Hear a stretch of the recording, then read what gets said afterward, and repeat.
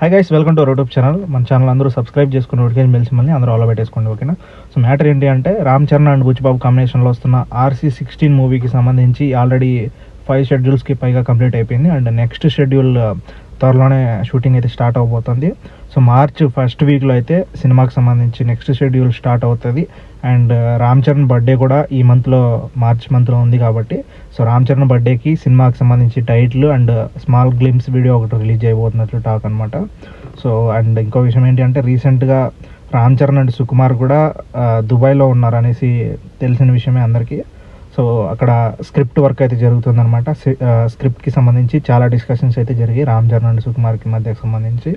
So సినిమాకి సంబంధించి script work అయితే ఆల్మోస్ట్ కంప్లీట్ అయినట్లే. సో వాళ్ళ డిస్కషన్స్ అండ్ ఏమన్నా కొన్ని చేంజెస్ ఏమన్నా ఉంటే అవన్నీ సో వాళ్ళు రామ్ చరణ్ అండ్ సుకుమార్ డిస్కస్ చేసుకున్నారు. సో అదంతా ఓకే అయిపోయింది.